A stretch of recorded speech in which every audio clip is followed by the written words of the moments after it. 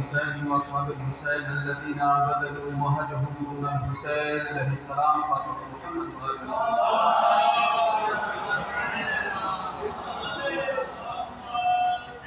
सबसे पहले वो तमामी हजरात के जो किसी भी तरीके से अज़ाए हुसैन में शिरकत कर रहे हैं, खुसूस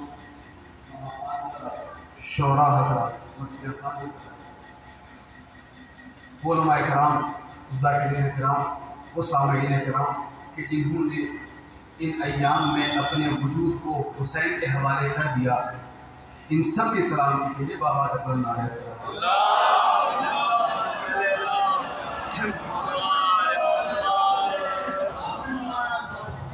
यकीनन बोलने वाली ज़बानें बहुत हैं, बोलने वाली ज़बानें बहुत हैं। कुछ तो ऐसी ज़बानें हैं कि जो सोते हुए भी चुप नहीं होती। लेकिन कमाल सिर्फ बोलना नहीं है, कमाल ये है कि उसके लिए बोलना कि जिसके लिए ज़बान दी गई है। कल की हमने ये अर्ज़ किया था कि सबसे पहले फरीज़ा ये है कि चूँकि मजलिस आज़ा हज़रत ज़ैनब सलामुल्लाह अलैहा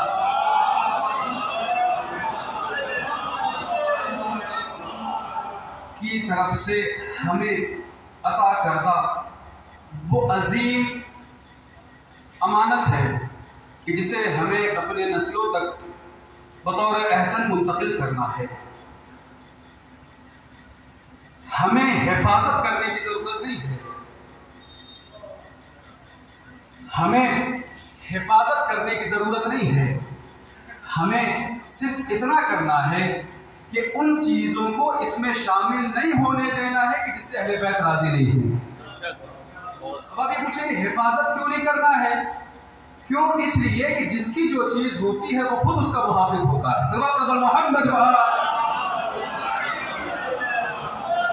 मैं हमेशा ये जुमला कहने का आती हूँ, अगर अगर अगर ये आजादारी, अगर ये फर्श अज़ा, अगर ये मातमदारी, अगर ये नौहानी, अगर ये सीना जनी, अगर ये फर्श अज़ा, अगर ये जाकिरी, अगर ये शायरी हमारे हाथों में होती, कब की खत्म हो जाती। न खत्म होना इस बात की दलील है कि कोई है कि जो इनका मुहाफिज है। अगर इन्हें खत्म होना होता तो कब का ये आजादारी करबला के दलदल में दब जाती। मगर आजादारी उस रस्म और रिवाज का नाम है कि जिसे सैयदा ज़ैनब ने खुद कातिल के घर में बर्पा कर दिया। जब कातिल ने मिटा सका तो उनकी औलादें क्या मिटाएंगी? मोहब्बत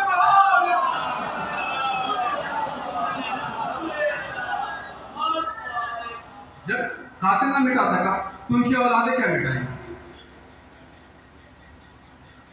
अब दूसरी बात जो हमने अर्ज की कि हुसैन के जिक्र को कभी मिटाया नहीं जा सकता। तसल्सल के लिए मैं जुमला अर्ज कर रहा हूँ, फिर इंशाअल्लाह अगली गुफ्तगू आपके सामने हाजिर करूंगा। ये याद रहे कि हमारी मजलिस का उन्वान मजहब इस्लाम में इख्तिलाफात की वजह और उसकी बुनियाद है, कि जिसके सिलसिले की आज तीसरी मजलिस है। कल जो आखिरी बात यह हुई थी कि इस अज़ा को कोई मिटा नहीं सकता। सवाल ये ना हो कि आज़ादारी कब तक, मैंने कहा किया था, सवाल ये हो कि ये खुदा कब तक, ये खुदाई कब तक, ये कायनात कब, है ना। अब मैं लॉजिकली बात करने जा रहा हूं कि जब हमारी आंखें सही होती हैं तो क्या हम डॉक्टर के पास जाते हैं? फितरत ये है कि हम आंख से देखें, तो जो है फितरत ये है कि हम अपनी आंखों से देखें। दिल को अल्लाह ने इस फितरत पर खल्क किया है कि वो धड़के। फेफड़ों को इस फितरत पर खल्क किया है कि वो सांस ले और छोड़े। जब हमारी आंखें सही होती हैं तो हम डॉक्टर के पास नहीं जाते। कब जाते हैं? जब हमारी आंखों में कोई कमी आ जाए। मुझे नहीं पता कि मैं जुमला पहुंचा पाऊंगा, मैं तवस्सुल करता हूं, मैं दुआ करता हूं कि अपनी जुमला तक पहुंचा सकूं। मेरी कामयाबी यही है, जब हमारी आंखों में कमी आ जाए तो हम डॉक्टर के पास जाते हैं। तो पता ये चला कि जो चीजें जब तक अपने फितरत पर रहती हैं उनके बारे में सवाल नहीं करते। सवाल उनके मुताबिक करते हैं जो फितरत से खारिज हो जाए। आंखों का काम है देखना, जब तक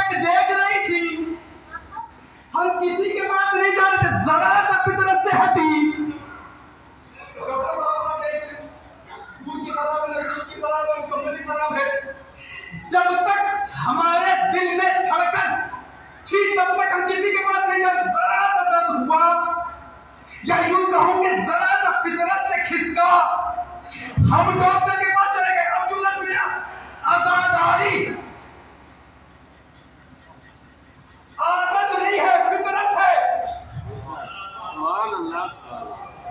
अब किसी को हक ये नहीं है कि वो हमसे सवाल करे तुम क्यों करते हो। भाई ये फितरत है, तुम फितरत के खिलाफ हो, हमें तुमसे सवाल करना है तुम यहाँ क्यों नहीं आते। मेरी बातें पहुंच रही है मोहम्मद मोहम्मद।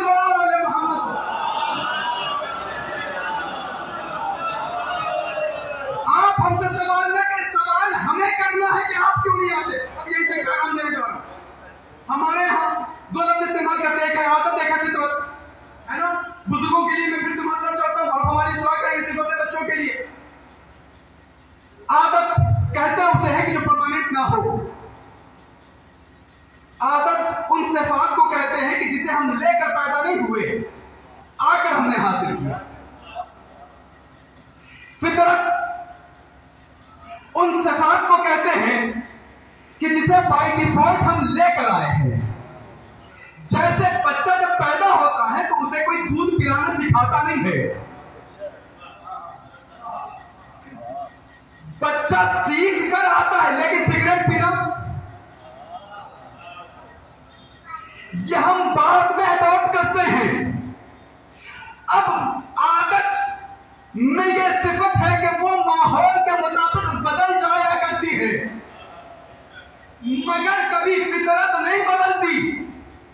मछलियां कभी भी पांव पांव चलना शुरू नहीं कर सकती। क्यों? इसलिए कि फितरत यह है कि वो न पानी में रहे।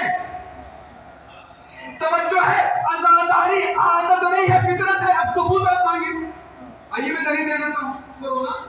बाकी बाबा तो है, लेकिन मौलवियों के लिए थोड़ा सा कुछ अच्छा मसला रह गया, इससे नुक्ते अच्छे बन जाते थे। तो मोहम्मद हर चीज को देखने के दो रुख हुआ करते हैं, एक होता है नेगेटिव, एक होता है पॉजिटिव।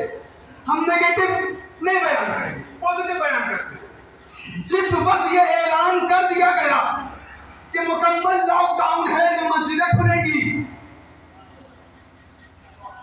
तवज्जो है, ये सदारी आदत नहीं है, फितरत है। जब ये ऐलान हुआ कि मुकम्मल लॉकडाउन है, अज़ाखाने बंद रहेंगे, मस्जिदें बंद रहेंगी, अब दुनिया में दो फिरके बन गए। कुछ लोग इस बात से परेशान थे कि अब नमाज कैसे पढ़ेंगे, लेकिन अज़ादारों को यह इत्मीनान था मजलिस तो होकर रहेगी।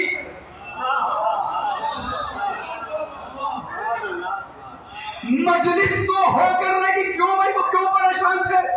कहा इसलिए कि हमने नमाजों को आदत बना लिया था। जिनके नजदीक नमाज आदत थी वो इस बात से डर रहे थे कि 4 महीने बाद, 5 महीने बाद, 10 महीने बाद, 1 साल बाद ये छूट न जाए। लेकिन हमने मस्जिदें बंद हो गई, मगर हमने अपने घरों को मस्जिदों में तब्दील कर दिया। अज़ाखाने बंद हो गए, मगर हमने अज़ाखानों को अपने घरों में मुंतकिल कर दिया। हमें परेशानी नहीं हुई। क्यों? इसलिए हमने दुनिया वालों को बता दिया मजलिसें और नमाज हमारी आदत होती तो बंद हो जाती, लेकिन ये चीजें हमारी आदत नहीं है, फितरत है। मोहम्मद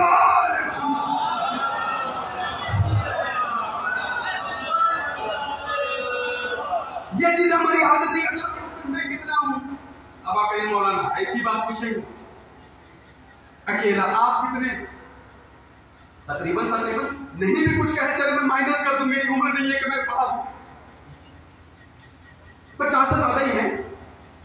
मेरी आवाज ज्यादा होनी चाहिए आपकी। मैं एक चीज बताऊं, आप भी साहिब औलाद हैं, बच्चे को माँ बाप उसी वक्त में कहानी सुनाते, मेरी कोई औलाद नहीं है।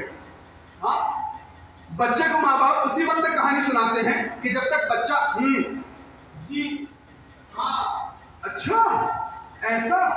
ओहो, माँ बाप समझते बच्चा जाग रहा है, सुना, लेकिन जैसे ही आवाजें आना बंद हो जाती है, माँ बाप भी खामोश हो जाते, सो गया तो बोलूं क्या? मोहम्मद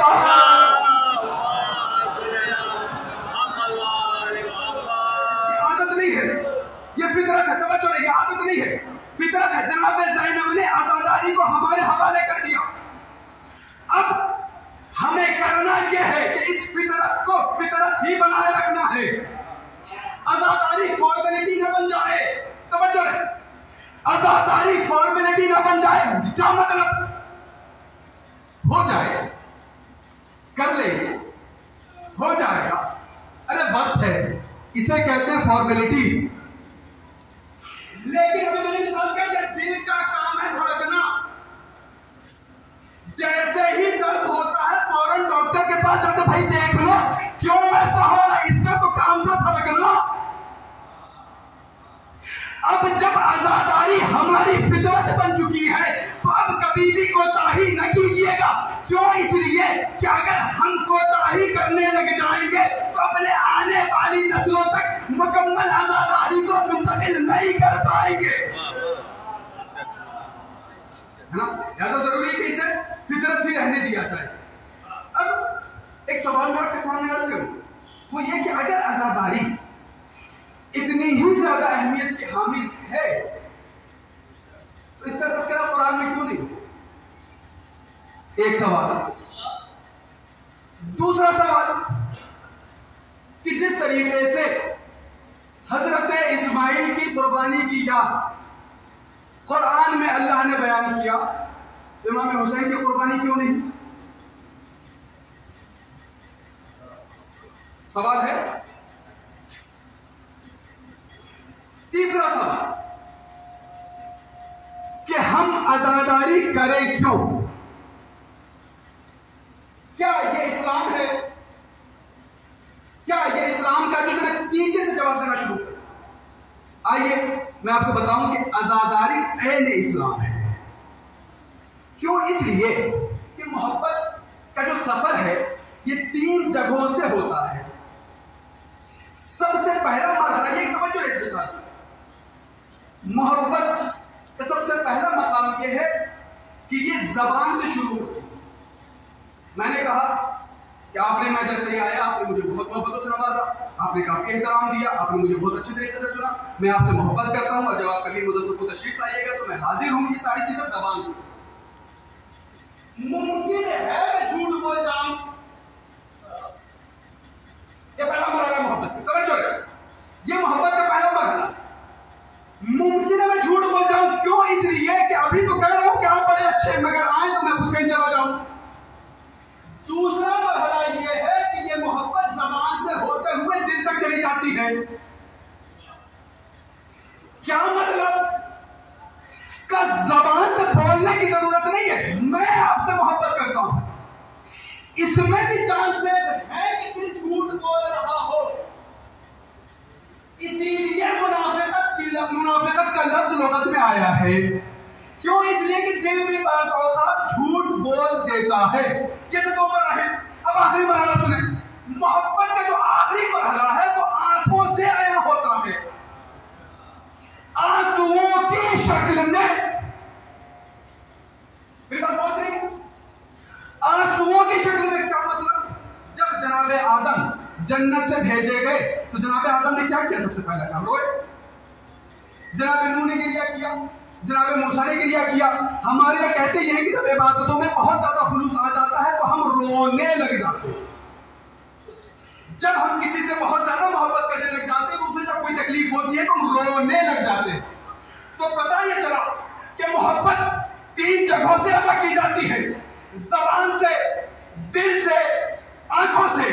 जबान का कोई एतबार नहीं,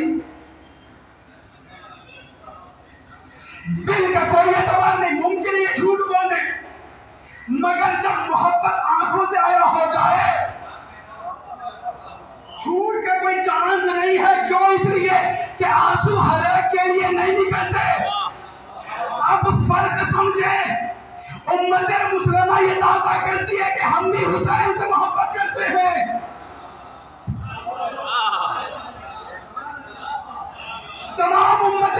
ये दावा करती है कि हम अहले बैत से मोहब्बत करते हैं, हम अली से मोहब्बत करते हैं, हम फातिमा से मोहब्बत करते हैं, हम इमाम जाफर सादिक से मोहब्बत करते हैं, हम 12 से मोहब्बत करते हैं, हम 14 से मोहब्बत करते हैं, हम 72 से मोहब्बत करते हैं। मुमकिन है उनकी मोहब्बत ज़बान के जरिए से हो, दिल के जरिए से हो, किसी भी फिरके ने अपने मोहब्बत को आंसुओं के जरिए से साबित नहीं किया। कि जिसने 2 महीना 8 दिन हुसैन से मोहब्बत को अपने आंसुओं के जरिए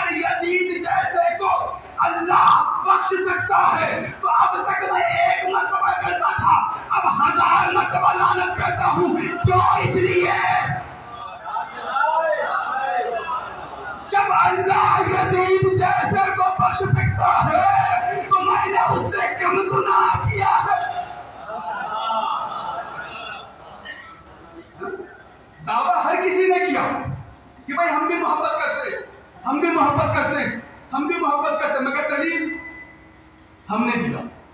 जब किसी से मोहब्बत में आंसू आ जाए तो शक न कीजिएगा, यकीनन मैंने कल जुमला किया था कि हुसैनी होने के लिए मुसलमान होना जरूरी नहीं है। किसी मजहब मसलक से चाहे राबता हो न हो, इंसान होना जरूरी है। एक बड़ा ही लतीफ जुमला करने जा रहा हूं, तवज्जो है। मुझे उम्मीद है कि आप बेहतर तरीके से इसे अपने को गुजार करेंगे कि जब महात्मा गांधी ने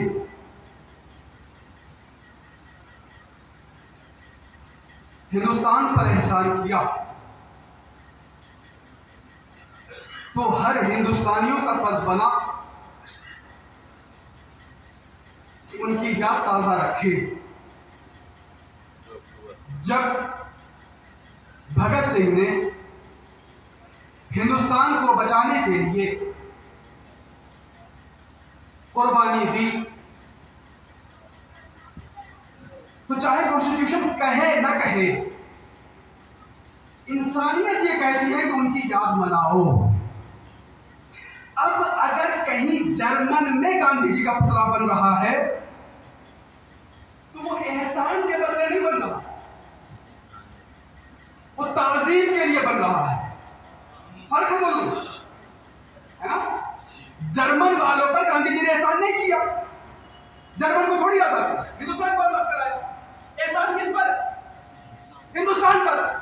अब हिंदुस्तान वालों पर वाजिब है शरई कानून कि इनकी याद को बाकी रखे।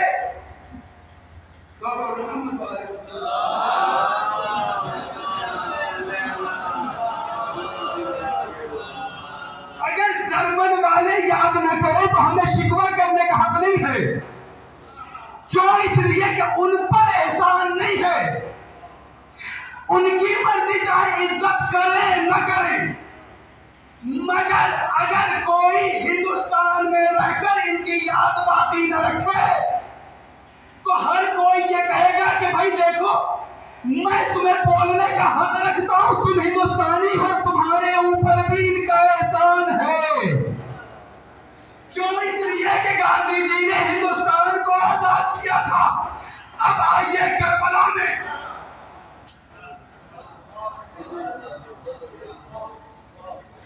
अगर ये आजादी किसी मुल्क तक महदूद रह जाए तो उस मुल्क के बाशिंदों पर लाजिम है कि उनकी याद बाकी रखे। हुसैन ने किसी हिंदुस्तान को आजाद नहीं किया था, हुसैन ने किसी अमेरिका को आजाद नहीं किया था, हुसैन ने किसी एशिया को आजाद नहीं किया था, हुसैन ने किसी यूरोप को आजाद नहीं किया था, हुसैन ने किसी ऑस्ट्रिया को आजाद नहीं किया था, हुसैन ने किसी अफ्रीका को आजाद नहीं किया था, हुसैन ने इंसानियत को आजाद किया था। अब अगर कहीं कोई इनकी याद बाकी न रखे तो जिस तरीके से हिंदुस्तानियों के कान को ऐसा लाजिम हो जाता है तो बिल्कुल उसी तरीके से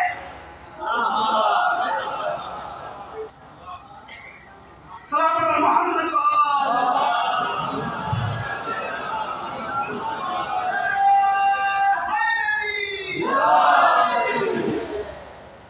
लिहाजा दायरा पड़ गया ना। हाँ, जिसका इंसानियत पर एहसान हो, जिसने इंसानियत को यजीद पलीद जैसे शख्स से आजाद कराया,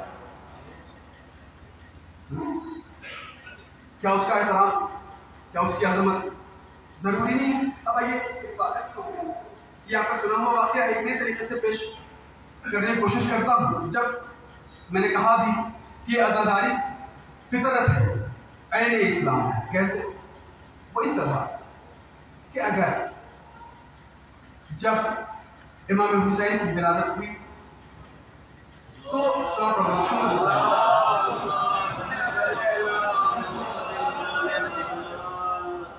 तब कहते हैं फरिश्तों का हुजूम कतार ब कतार जमीन पर उतर रहा था। किनारे कोने में एक फरिश्ता बैठा था। उसे लगा कि भाई अपने बिरादरी के लोग हैं, चलो पूछो कहाँ जा रहे हैं। क्या भाई कहाँ चले? क्या नहीं पता, रसूल के घर में हुसैन की विलादत हुई है। क्या हमें भी ले जाओगे? कहाँ पता किसने किया, चलो गए। फितरुस पीछे पीछे रसूल की खिदमत में जब फरिश्ते हाजिर हुए तो उन्होंने सिफारिश की, या रसूल अल्लाह अपनी बिरादरी का, अपनी बिरादरी का 19-20 हो गया था। मैंने रवायत के जुमले नहीं की, मैंने अपने जुमले अर्ज किया। हाँ, 19-20 हो गया था। जरा सा मामला देख। अच्छा, इससे पहले का मरहला, जितने भी फरिश्ते आते थे वो सब के सब रसूल को इमाम हुसैन की शहादत की याद दिलाते थे, वाक़या सुनाते थे। रसूल कौन? अल्लाह का हबीब। अल्लाह इनसे मोहब्बत कर रहा है, ये अल्लाह से मोहब्बत कर रहे हैं। इतनी मोहब्बत इबादतों को भी कम करने के लिए कह रहे हैं, है ना? अब आइए हम अपनी दुनिया में मोहब्बत को देखें। हमारी दुनिया में ये होता है, हमारी सोसाइटी में ये होता है कि जब हम किसी से मोहब्बत करते हैं तो आंखों में आंसू नहीं देख सकते उसके। बेटा कभी अपने वालिदैन की आंखों में आंसू नहीं देख सकता, माँ बाप अपने बच्चों की आंखों में आंसू नहीं। क्यों भाई? इसलिए कि मोहब्बत है। जब दोस्त आपस में बहुत ज्यादा घुल मिल जाए तो भाई एक दोस्त दूसरे दोस्त की मुसीबत को बर्दाश्त नहीं कर सकता, रोने लगे। क्यों? इसलिए कि मोहब्बत है। दूसरा दोस्त चुप कर देगा, भाई सही हो जाऊंगा, अच्छा हो जाऊंगा, ये वो फला फला। क्यों नहीं रोने देगा? इसलिए कि मोहब्बत है। जब हम आप जैसे लोगों की सोसाइटी में ये कायदा हो कि अपने महबूब की आंखों में आंसू ना आने दें, ये कैसी मोहब्बत? कि जहां अल्लाह भेज कर रुलवा रहा है। ऐसा भी नहीं कि मैं सुना दिया, याद आ गई, तुम भेज के रुलवा रहा है। मैंने कहा याद लाइए, क्या मसला है? हमारे दुनिया में ये दस्तूर नहीं है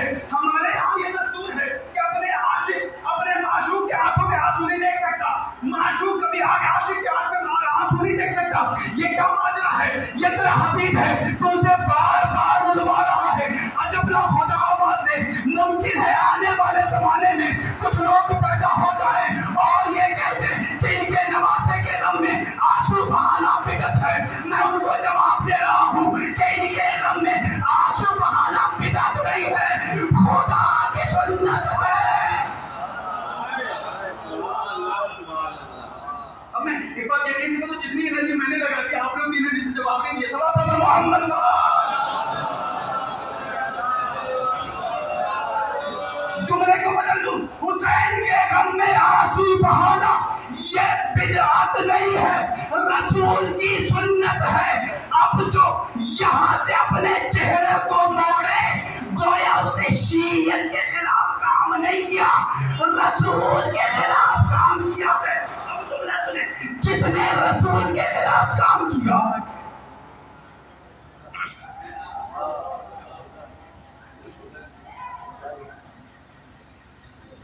मोहम्मद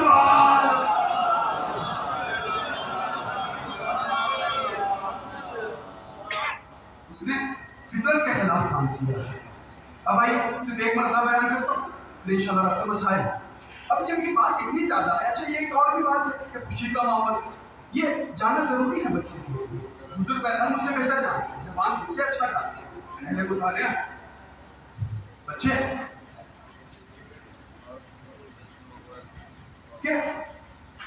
आजादी हाँ क्यों करें हम, क्यों इसका तस्करा कुरान में नहीं है? जब अल्लाह ने जहां हजरत इस्माइल, अच्छा ये एक और बात कि भाई हैप्पी न्यू ईयर वाली बात आपने सुनी है बहुत सारी मरतबा कि खुशी का माहौल है। क्यों खुशी का माहौल है?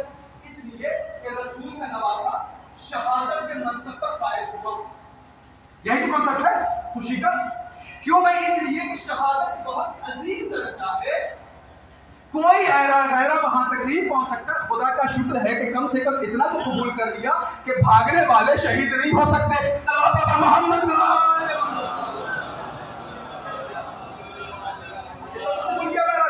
अगर हमने मेयार ही में बनाया है कि चूंकि शहादत एक अजीम मनसब है, जो इस पर फायज हो रहा है, तो यह खुशी की बात है, गम की बात नहीं है। मैंने कहा ये मिसाल अगर आपने बना लिया तो बाकी रखिएगा, पीछे ना हटिएगा। अब मौलाना ऐसी वाली बात ना हो। कहा ठीक, कहा अगर ये कॉन्सेप्ट है, तवज्जो रहे, अगर ये कॉन्सेप्ट है कि शहादत की अजीम दर्जे पर अगर कोई फायज हो जाए तो खुशी मनाना लाजिम है। क्यों? इसलिए कि ये मनसब हर किसी के नसीब में नहीं है। तो मैंने कहा जो शहीद ना हो पाए उसका क्या?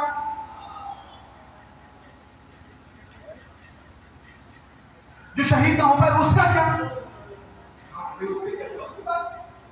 अगर गम भी हम मना रहे हैं तो अजब नहीं है। मैं एक मिसाल दे दूं, शहीद कासिम सुलेमानी ये हमेशा अपनी शहादत की दुआ क्या करते थे। ये मिलता है कि जब भी कभी ये टीमों से मिला करते थे, उनसे कहते थे कि बेटा कभी भी हरम में जाना तो शहादत की दुआ करना। शहीद नहीं होते थे, ये अफसोस करते थे कि भाई क्या हुआ कि मैं शहीद नहीं हो पाया। तो पता ये चला कि शहादत अजीम मनसब है। अगर कोई शहीद ना हो तो अफसोस करे, अगर हम गम भी मनाए तो कम नहीं। अब आइए चले जरा बकरीद के माहौल में। हजरत इब्राहिम हजरत इस्माइल को लेकर चले। सुकून से मैं जरा आपके चेहरे को देखूं। हजरत इब्राहिम कॉन्सेप्ट याद रखिएगा, हजरत इब्राहिम हजरत इस्माइल को लेकर चले। कहां? इसलिए कि ख्वाब देखा है बेटे को ज़िबह करना है, यानी खुदा के राह में जान देना है, यानी शहीद होना है। जनाब इब्राहिम लेकर चले, मगर इंतहा क्या है? जनाब इस्माइल ज़िबह हो पाए नहीं, जुमले को बदलूं, शहीद हो पाए नहीं, कत्ल हो पाए नहीं ना, शहीद नहीं हो पाए। अब कॉन्सेप्ट बाकी रखिएगा। क्यों भाई? हुसैन का गम क्यों ना मनाओ? इसलिए कि शहादत के अजीम मनसब पर फायज हुए हैं। मैंने कहा चलो आज के बाद से बकरीद में नए कपड़े न पहनना।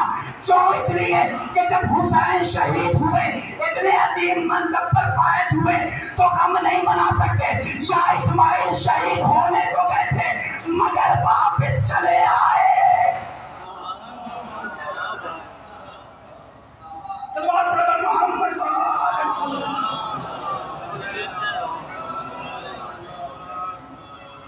चूंकि अलार्म बज गया है, लिहाजा यहीं से अपनी गुफ्तगू को समेट रहा, फिर इंशाअल्लाह कल यहीं से शुरू करूंगा। दुनिया में कहते हैं कि जब जनाब इब्राहिम जनाब इस्माइल को लेकर चले, जनाब इब्राहिम ने छुरी रखी, छुरी इतनी तेज थी कि जनाब इस्माइल के गले पर निशान पड़ गया था।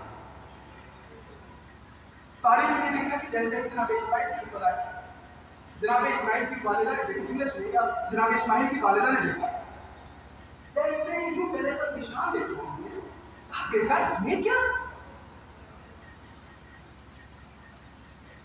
कहा अम्मा ऐसा है। सारा वाक़या सुनाया। कहते हैं कि जनाब इस्माइल की वालिदा सब्र ना कर पाई, वहीं पर बेहोश हुई।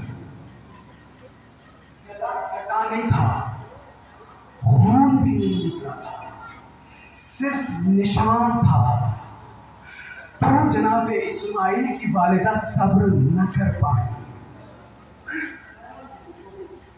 हुसैन के गले पर सिर्फ छुरी नहीं,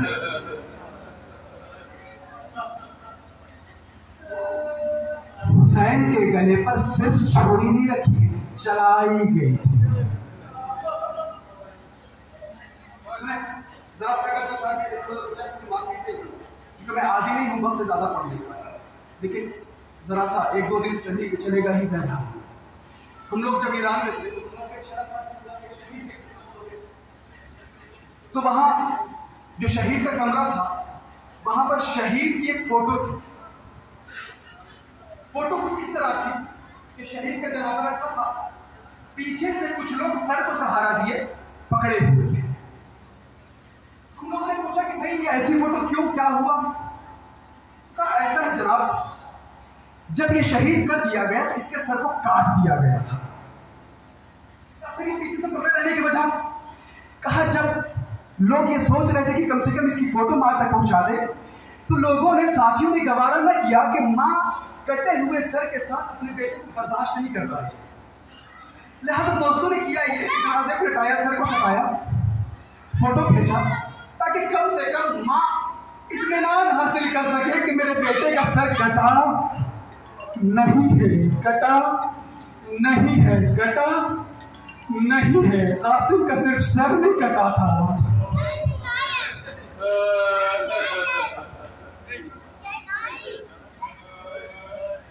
कहते हैं कि क़यामत के दिन वो आंखें मुस्कुराएंगी कि जो हुसैन के दम में रोया करती है। इसलिए कभी रोने में कोताही न कीजिएगा, रोने में कोताही न कीजिएगा। ज़हरा को आपसे कुछ नहीं चाहिए। ज़हरा, वो ज़हरा कि जिसके सदक़े में कायनात बनाई गई हो, वही ज़हरा आपके दरमियान में रुमालियां आई है, अज़ादारों से आंसू लेकर हुसैन के जख्मों पर ये ज़हरा ही आंसुओं पर। कमी न करने दीजिएगा, कमी न होने दीजिएगा। तारीख करीब हो रही है, मसाला मुफस्सल अंदाज से सुनिएगा। दुनिया में कोई माँ ऐसी नहीं है कि जो अपने बच्चे को चोट को बर्दाश्त कर सके। बाप एक हद तक बर्दाश्त कर लेता है, बाप एक हद तक बर्दाश्त कर लेता है, बाप को भी मोहब्बत है, मगर जज्बा इतना कभी है कि वो बर्दाश्त कर लेता, मगर माँ कभी बर्दाश्त नहीं कर सकती। आपके सामने हजारों बातें रखे, कभी भी अगर कोई बच्चा कहीं गिरता है, खुदा ना खास्ता, खुदा ना खास्ता, खुदा ना खास्ता, यहाँ के सारे जवान, सारे बुजुर्गान, सारे माएँ बहनें सलामत रहे, सारी गोदियां सलामत रहे। लेकिन इत्तेफाक से अगर कभी किसी बच्चे के एक्सीडेंट की आवाज माँ तक पहुंच जाती है तो बाप जुस्तजू करने लगता है, कैसे गिरा, क्यों गिरा, क्या हुआ? माँ पूछती है बेटा का क्या हुआ? क्यों? इसलिए कि माँ कभी बर्दाश्त नहीं कर सकती, तमाम कर रहा हूँ, माँ कभी बर्दाश्त नहीं कर सकती कि उसका बेटा तड़पता रहे, उसके बेटे के जिस्म से खून टपकता रहे। मुझे नहीं पता जब इस दुनिया के माँ को इतना एहसास है कि बेटे का खून न गिरे, मगर करबला में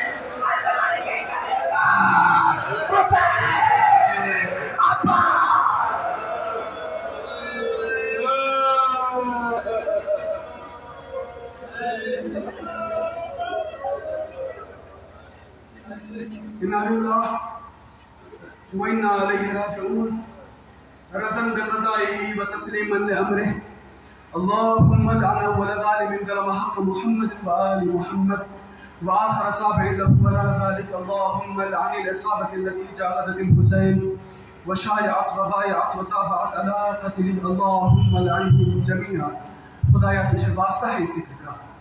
हुसैन, हम गवाह बना रहे हैं तुझे, इतनी मशक्क़तों से, जब ये मशक्क़त नहीं है, बारिश हो रही है, मौसम सर्द है, हम अपने आराम देने वाले घरों को छोड़कर तेरे फर्श पर आए हैं। हुसैन, आखिरत में हमें रुसवा न होने दे।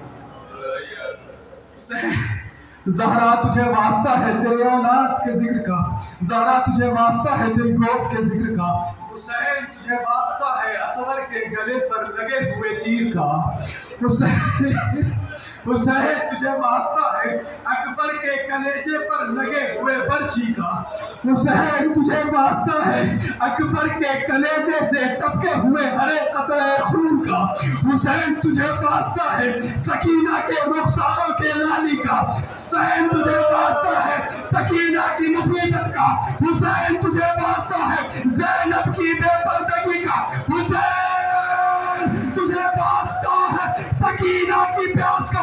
हमारे इन इबादतों को कबूल कर, हमारे इन पुरसों को कबूल कर। हुसैन हम तेरे आशिक हैं, आज हम तेरे लिए इतनी दूर से यहाँ चले आते क्यों? इसलिए कि तेरा जिक्र कर सके। हुसैन आखिरत में हमें तेरी जरूरत है, हमारे मदद के लिए हाजिर हो जाना। अल्लाह की बारगाह में आखिरी दुआ ये है कि मुंतज़िम खून हुसैन के ज़ुहूर में ताजील अता कर और हम सबको उनके मुखलिस गुलामों में शुमार फरमा।